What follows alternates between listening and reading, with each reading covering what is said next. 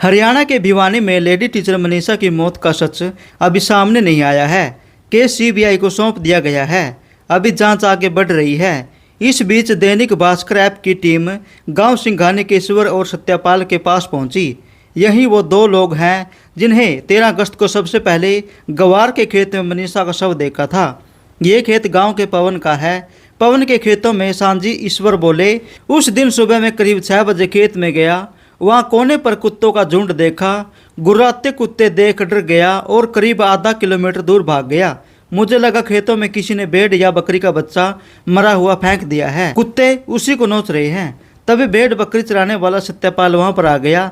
मैंने उसे ताना दिया, बकरी का बच्चा हमारे खेत में क्यों गिरा दिया। फिर हम डंडा लेकर आगे बढ़े और कुत्तों को भगाया। तब देखा वहाँ पर सब पड़ा हुआ था। वहाँ पर आसपास में 7-8 कुत्ते थे। मनीषा जिस प्ले स्कूल में पढ़ाती थी उससे घटना स्थल करीब 1.5 किलोमीटर है। गांव सिंघानी से सिवानी की तरफ जाने वाले रास्ते पर करीब 1.5-2 किलोमीटर चलने के बाद एक नहर आती है।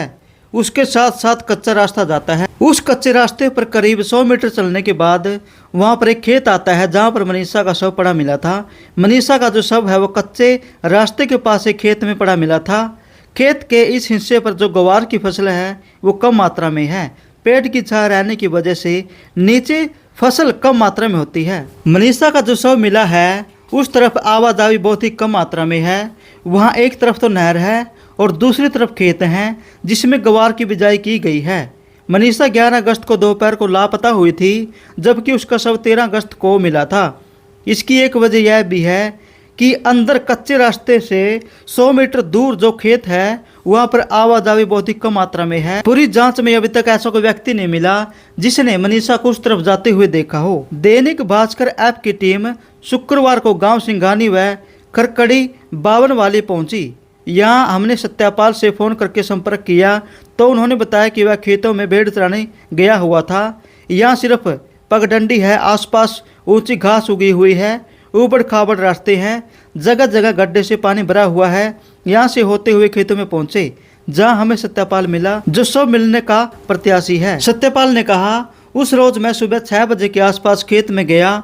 तभी एक व्यक्ति ईश्वर खेत में मिला और बोला, तू हमारे खेत में बकरी का बच्चा गिरा गया। मैंने कहा, मैं नहीं गिरा के गया।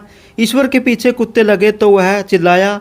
उसे छुड़वाने के लिए गया तो कुत्ते दोनों के सामने आ गए।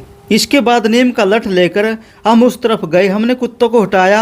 हम आगे बढ़े तो गांव की एक बहू व लड़की जा रही थी। हमने उन्हें कहा था कि कुत्ते खा जाएंगे।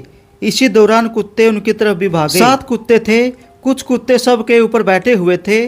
हमने कोई ध्यान नहीं दिया। सब दिखने के बाद हम उल्टे लौट आए। खेतों के सांझी को कहा कि तू खेत के मालिक को फोन कर दे। मालिक ने सरपंच को कहा। सरपंच ने पुलिस को बुलाया। मनीषा हत्याकांड का जो मामला है अभी तक ठंडा नहीं हुआ। परिवार वालों को और गांव वालों को सभी को ये आस है कि जो सीबीआई की जांच होगी वो दूध का दूध और पानी का पानी कर देगी।